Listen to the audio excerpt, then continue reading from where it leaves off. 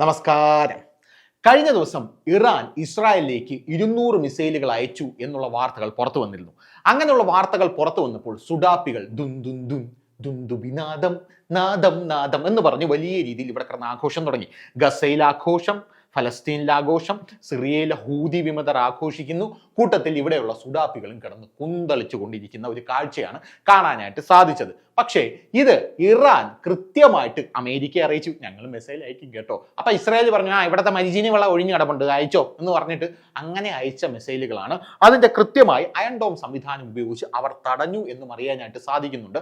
IDF പറഞ്ഞിട്ടുണ്ട്, ഇവിടെ വന്ന് പതിച്ചിട്ടുണ്ട്, നിങ്ങളെ നെഞ്ചിലെ കല്ലിറങ്ങിയല്ല, പതിച്ച് ഇനി പൊക്കോ എന്നുള്ള കൃത്യമായിട്ടുള്ള രീതിയിൽ അവർ പറഞ്ഞിട്ടുണ്ട്. പക്ഷെ നമ്മുടെ വാർത്ത അതൊന്നുമല്ല. ഞാനിത് ആമുഖമായിട്ട് പറഞ്ഞതേ ഉള്ളൂ. നമ്മുടെ വാർത്ത എന്ന് പറയുന്നത് ഇറാൻ എന്ന് പറയുന്ന രാജ്യം ഇസ്രായേലിനെ ആക്രമിക്കാൻ ഉതകുന്ന ഒരു രാജ്യമാണോ എന്ന് ഇറാന് തന്നെ തോന്നിപ്പോകുന്ന ഒരു സാഹചര്യത്തിലൂടെയാണ് ഇറാൻ കടന്നു പോകുന്നത്. ഇറാന് കൃത്യമായിട്ട് അറിയാം, ഇസ്രായേലിന്റെ കൂടെ പിടിച്ചു നിൽക്കാൻ ഇറാൻ അല്ല അവന്റെ അപ്പം വിചാരിച്ചാൽ സാധിക്കൂലെന്ന്.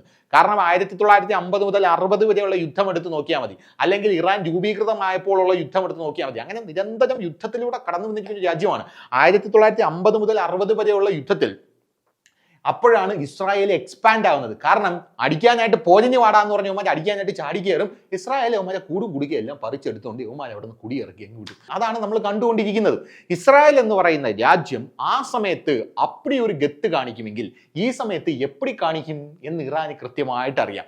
അത് ഇറാന് കൃത്യമായിട്ട് അറിയാമെന്നുള്ളത് ഇറാന്റെ ഇപ്പോഴുള്ള അയത്തുള്ള ഖമേനി മാത്രമല്ല. ഈ അയത്തുള്ള ഖമേനി ഇപ്പൊ ബങ്കറിനകത്താണല്ലോ, ഒരു വൈദ്യുതി പോലും ഇല്ലാത്ത ബങ്കറിനകത്താണ് ഇവൻ ഇരിക്കുന്നത് എന്നാണ് അറിയാനായിട്ട് സാധിക്കുന്നത്. കാരണം ഇവന് പേടി, വൈദ്യുതി എങ്ങാനും വന്നു കഴിഞ്ഞാൽ ഇനി ഷോക്ക് അടുപ്പിച്ച് കൊല്ലാനുള്ള വല്ല പദ്ധതിയാണോ, വെള്ളം കുടിക്കാൻ നിവർത്തിയില്ല, വെള്ളത്തിൽ പോയിസൺ കലത്തി കാണും എന്ന് പറഞ്ഞ് സത്യം പറഞ്ഞ ഷഡ്ഡി പോലും ഇടാൻ അവന് പേടിയാണ് എന്നുള്ളതാണ്. അവന്റെ മറ്റേ തുണിയൊക്കെ ഉണ്ടല്ലോ, മറ്റേ വവ്വാല് കണക്കിരിക്കുന്ന ഒരു കോട്ട് സൂട്ടൊക്കെ ഉണ്ട്, അതൊക്കെ ഇട്ട് അതുപോലും ഇടാൻ പേടിയാണ്. അതുകൊണ്ട് നമ്മുടെ ഈ പൂജപ്പുര പോലീസ് സ്റ്റേഷനിൽ നമ്മുടെ പ്രതികളെ ഇരുത്തിയിരിക്കും പോലെ പേപ്പർ പൊതിഞ്ഞുകൊണ്ടാണ്, അല്ലെങ്കിൽ വല്ല ചേമ്പിലേയും പൊതിഞ്ഞുകൊണ്ടായിരിക്കും ഇവ ഇരിക്കുന്നത് എന്നാണ് പല ആൾക്കാരും പറഞ്ഞുകൊണ്ടിരിക്കുന്നത്. അതിൻ്റെ ഇടയിലാണ് കഴിഞ്ഞ ദിവസം ഒരു ഒത്തുതീർപ്പിനായിട്ട് 100 മിസൈൽ അങ്ങോട്ട് അയച്ചത്. ഇറാൻ അയൺ ഡോം സംവിധാനം അത് തടുത്തിട്ടുണ്ട്. നമ്മുടെ വിഷയം അതല്ല. നമ്മുടെ വിഷയം ഇറാന്റെ മുൻ പ്രസിഡന്റിന്റെ പേര് മഹമ്മൂദ് അഹ്മദി നജാഹ് എന്നാണ്. അദ്ദേഹം CNN ടർക്കിക്ക് കൊടുത്ത ഒരു ബൈറ്റ്, ആ ബൈറ്റിൽ അദ്ദേഹം ഒരു കാര്യം പറയുന്നുണ്ട്. സത്യം പറഞ്ഞാൽ ലോകരാജ്യങ്ങൾ വരെ ഞെട്ടി, ഇറാന് കനത്ത നാണക്കേടുണ്ടായി. ലോകരാജ്യങ്ങൾ ഞെട്ടി, ഇറാന് കനത്ത നാണക്കേടുണ്ടായി എന്ന് ഞാൻ പറയുമ്പോൾ ആ വിഷയം എന്തായിരിക്കും എന്ന് നിങ്ങൾ ആലോചിച്ച് കാണുമല്ലോ. അതായത് കഴിഞ്ഞ ദിവസം ഇസ്രായേലിന്റെ ബെഞ്ചമിൻ നെതന്യാഹു ഒരു കാര്യം പറഞ്ഞിട്ടുണ്ടായിരുന്നു, ഇറാന്റെ മുക്കും മൂലയും ഞങ്ങൾക്ക് സുപരിചിതമാണ്. ഇറാന്റെ മുക്കും മൂലയും ഞങ്ങൾക്ക് സുപരിചിതമായതുകൊണ്ട് തന്നെ നമ്മളോട് കളിക്കാൻ നിൽക്കില്ല എന്നാണ് ബെഞ്ചമിൻ നെതന്യാഹു പറഞ്ഞത്. അതിന് പിന്നാലെയാണ് നമ്മുടെ നസറുള്ളയൊക്കെ കൊല്ലപ്പെട്ടപ്പോൾ വാർത്തകൾ പുറത്തു വന്നു. നസറുള്ളയെ ഒറ്റിക്കൊടുത്തത് ഇറാനിയൻ ചാരം തന്നെയാണ്. അതായത് ഇറാനിൽ തന്നെ ഒരുപാട് ഇസ്രായേലിന്റെ ചാരന്മാർ, ഇറാൻ പൗരന്മാർ തന്നെയാണ്, പക്ഷെ അവന്മാർ ഇസ്രായേലിന്റെ ചാരന്മാരാണ്. ഒരുപാട് പേര് പിരിച്ചു മേയുന്നുണ്ട്. അതായത് ഖമേനിയുടെ അടുത്ത് നിൽക്കുന്ന അവൻ പോലും ചിലപ്പോൾ ഇറാനിയൻ ചാരനായിരിക്കും. അത്തരത്തിലുള്ളൊരു കഥയാണ് ഈ മുൻ പ്രസിഡന്റ് കഴിഞ്ഞ ദിവസം വിവരിച്ചത്. മുൻ പ്രസിഡന്റ് പറഞ്ഞ കാര്യം എന്ന് പറഞ്ഞാൽ, ഇറാൻ എന്ന് പറയുന്ന രാജ്യത്തിനുള്ളിൽ ധാരാളം ഇസ്രായേലി ചാരന്മാരുണ്ട്. ഈ ഇസ്രായേലി ചാരന്മാരെ ഇറാനകത്ത് ഇസ്രായേൽ നിയോഗിച്ചിരിക്കുന്നതിന്റെ പിന്നാലെ ഈ ചാരന്മാരെല്ലാം നമുക്ക് തൂക്കണമല്ലോ. ഇതിൽ ഏവനാണ് ചാരൻ, ഏവനാണ് പൗരൻ, ഏവനാണ് ഭരണാധികാരി ഒന്നും തിരിച്ചറിയാൻ പറ്റാത്ത സാഹചര്യം. കണ്ണും കണ്ടുകൂടാ, ചെവിയും കേട്ടുകൂടാ. ഇതേ ജില്ല എന്ന് പറയുന്നത് പോലെയാണ് അവന്മാർ ഒരു കാലത്ത് അവിടെ കടന്നത്. അപ്പോൾ ഇറാനകത്തുള്ള ഇസ്രായേലി ചാരന്മാരെ പിടികൂടാനായിട്ട് നമ്മൾ മൊസാദിനെക്കാട്ടിലും വലിയൊരു ചാര സംഘടന രൂപീകരിച്ചു. അതാണ് മൊസാദിനെക്കാട്ടിലും വലിയൊരു ചാര സംഘടന രൂപീകരിച്ചു. 20 പേരുണ്ട് അതിനകത്ത്, 20 അംഗം. എല്ലാം വളരെ കൃത്യമായിരിക്കണം, ആരും അറിയരുത് താക്കോൽ എവിടെ ഇരിക്കുന്നു എന്നുള്ള രീതിയിലാണ് ഇത് രൂപീകരിച്ചത്. അങ്ങനെ ആരും അറിയാത്ത രീതിയിൽ ആ ചാര സംഘടന രൂപീകരിച്ച് ആ ചാര സംഘടനയ്ക്ക് ഒരു തലവനെയും വെച്ചു. പ്രധാനപ്പെട്ട ജോലി എന്ന് പറയുന്നത് ഇറാനിലുള്ള ഇസ്രായേലി ചാരന്മാരെ പിടികൂടുക എന്നുള്ളതായിരുന്നു. അങ്ങനെ ആ ചാര സംഘടന സർക്കാരിന്റെ വിശ്വാസ്യതയോടുകൂടി ആരെയും അറിയിക്കാതെ, അതായത് ഒരു ലൂപ്പ് ഹോൾ പോലും ഇല്ലാതെ, ഇത് ചാര സംഘടനയാണ്, ചാരന്മാരാണെന്ന് ആരെയും അറിയിക്കാതെ മുന്നോട്ട് പൊക്കോണ്ടിരിക്കുകയായിരുന്നു. അങ്ങനെ മുന്നോട്ട് പൊക്കോണ്ടിരിക്കുമ്പോഴാണ് നമ്മൾ മനസ്സിലാക്കിയത് ആ ചാര സംഘടന തലവൻ ഇസ്രായേലിന്റെ ചാരനായിരുന്നു എന്നുള്ളത്. അതാണ് കഴിഞ്ഞ ദിവസം ഈ മുൻ പ്രസിഡന്റ് വന്ന് പുറത്ത് വിട്ട കാര്യം എന്ന് പറയുന്നത്. ഇതോടുകൂടി ലോകരാജ്യങ്ങളൊക്കെ വിചാരിക്കുന്നത് ഇത്രയും ഗതികെട്ട ഒരു രാജ്യം ഈ ലോകത്ത് വേറെ വല്ലതും ഉണ്ടാവൂ എൻ്റെ കർത്താവെ എന്നാണ് വിചാരിച്ചു കൊണ്ടിരിക്കുന്നത്. പക്ഷെ അതുകൊണ്ട് തീർന്നില്ല. ആ ചാര സംഘടനയിലെ തലവൻ ഇസ്രായേലിന്റെ ചാരനാണ് എന്നുള്ളത് മാത്രമല്ല, ആ ചാര സംഘടനയിൽ 20 പേരുണ്ടായിരുന്നെന്ന് ഞാൻ പറഞ്ഞല്ലോ, ആ 20 പേരും ഇസ്രായേലിന്റെ ചാരന്മാരായിരുന്നു.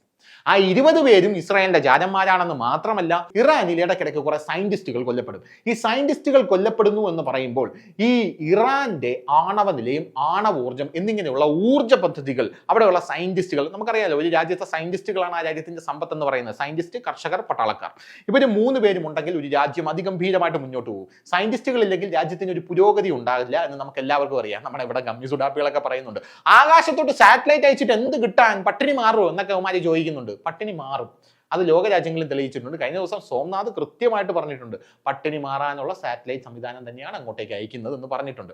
അന്ന് വിശദീകരിച്ചുകൊണ്ടിരിക്കാൻ സമയമില്ല. പിന്നെ വെളിവും വെള്ളിയാഴ്ച ഇല്ലാത്ത നിനക്കൊക്കെ അത് വിശദീകരിച്ചാൽ മനസ്സിലാവത്തില്ല എന്നുള്ളതാണ് വേറൊരു കാര്യം. അങ്ങനെയുള്ള സയന്റിസ്റ്റുകളെ തട്ടാനായിട്ട് കൃത്യമായിട്ട് ഈ ചാര സംഘടന പദ്ധതി ഇടുന്നുണ്ടായിരുന്നു. അതായത് ഇറാനകത്തെ ചാരന്മാരെ കണ്ടുപിടിക്കാൻ, ഇസ്രായേലി ചാരന്മാരെ കണ്ടുപിടിക്കാനുള്ള ചാര സംഘടന, ഒരാളും അറിയാതെ രൂപീകരിച്ച ചാര സംഘടന യഥാർത്ഥത്തിൽ ഇസ്രായേലിന്റെ കൺട്രോളിലായിരുന്നു. ആ ചാര സംഘടന ഇറാനകത്തുള്ള സയന്റിസ്റ്റുകളെ തട്ടിക്കളയാനുള്ള പദ്ധതികൾ അതിനകത്ത് കിടന്ന് ആവിഷ്കരിച്ചുകൊണ്ടിരിക്കുകയായിരുന്നു. അങ്ങനെ സയന്റിസ്റ്റുകളെ തട്ടി ഇടയ്ക്കിടയ്ക്ക് സയന്റിസ്റ്റുകൾ അവിടെ മരിച്ചു വീഴുന്ന കാഴ്ചകൾ നമുക്ക് കാണാനായിട്ട് സാധിക്കും. ആണവ നിലയങ്ങളൊന്നും തുറക്കാനോ പുനരുജ്ജീവിപ്പിക്കാനോ ഇറാനെ ഇസ്രായേൽ സമ്മതിച്ചിട്ടില്ല. കാരണം അതും ഒരു തന്ത്രമാണ്. നീ ഒന്നും അങ്ങനെ വളരണ്ട, വളർന്നു കഴിഞ്ഞ അവസാനം നമുക്കെതിരെ വാളെടുക്കാനല്ലേ എന്നുള്ളത് അറിയാൻ. അതുകൊണ്ട് മൂടോടെ പിഴുതു കളയുക, മുളച്ചു വരാൻ സമ്മതിക്കില്ല, അതിന് മുമ്പേ വെട്ടി വിളയക്കളയും. അതാണ് ഇസ്രായേലിന്റെ കൃത്യമായിട്ടുള്ള സ്ട്രാറ്റജി പ്ലാൻ എന്ന് പറയുന്നത്.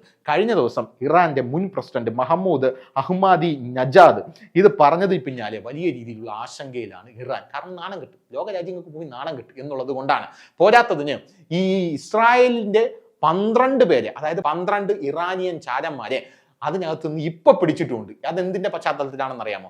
ഇസ്മയിൽ ഹനിയ, അതായത് ടെഹ്റാൻ എന്ന് പറയുന്ന ഇറാന്റെ അവരുടെ ഭരണസിരാ കേന്ദ്രത്തിന് ചുറ്റിയാണ് ഈ ചാരന്മാരുടെ പ്രവർത്തനം മൊത്തം നടക്കുന്നത്. അതുകൊണ്ടാണ് ഈ ഇസ്മയിൽ ഹനിയ അവിടെ ടെഹ്റാനിൽ ആരോരും അറിയാതെ, ഒരു പൂച്ചക്കുഞ്ഞു പോലും അറിയാതെ ചിൽ ചെയ്യാനായിട്ട് വന്നപ്പോൾ 2 മാസം മുമ്പേ ചിൽ ചെയ്യാനുള്ള മുറിക്കകത്ത് ബോംബ് ഫിറ്റ് ചെയ്തിട്ട് ഓടിക്കളഞ്ഞത്. അങ്ങനെയാണ് ഇസ്മയിൽ ഹനിയെ വധിക്കുന്നത്. അതേ തുടർന്ന് നടത്തിയ അന്വേഷണത്തിലാണ് ഇസ്രായേലിന്റെ 12 ചാരന്മാരെ, അത് ഇറാനിയൻ ചാരന്മാരാണ്, ചാരന്മാരെ അവിടെ നിന്ന് പിടിച്ചിരിക്കുന്നത്. അതുകൊണ്ടാണ് ബെഞ്ചമിൻ നെതന്യാഹു പറഞ്ഞത്, നമുക്ക് നിങ്ങളുടെ രാജ്യത്തിന്റെ ഓരോ മണൽത്തരിയെക്കുറിച്ചും കൃത്യമായിട്ടുള്ള ബോധ്യം ഉണ്ട് എന്ന്.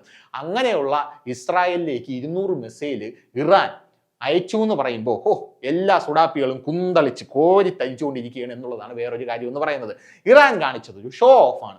ഇസ്രായേലിന് അറിയാം മിസൈൽ അയക്കുമെന്ന്, അമേരിക്കയ്ക്ക് നേരത്തെ അറിയാം. ജോ ബൈഡൻ ഇറാൻ മിസൈൽ അയച്ചപ്പോൾ വൈറ്റ് ഹൗസിൽ നിന്ന് നേരിട്ട് കണ്ടുകൊണ്ടിരിക്കുകയാണ്. കാരണം ജോ ബൈഡനെ ഇത് അറിയിച്ചിട്ടുണ്ടായിരുന്നു, ഞങ്ങൾ കുറച്ച് മിസൈൽ അയക്കും കേട്ടോ, അഭിമാന പ്രശ്നമാണ്, ക്ഷമിക്കണം, ഉപദ്രവിക്കുന്നത് ജീവിതമാണ് എന്നുള്ളൊരു ലൈനാണ് ഇറാൻ അവിടെ പുറത്തെടുത്തത്.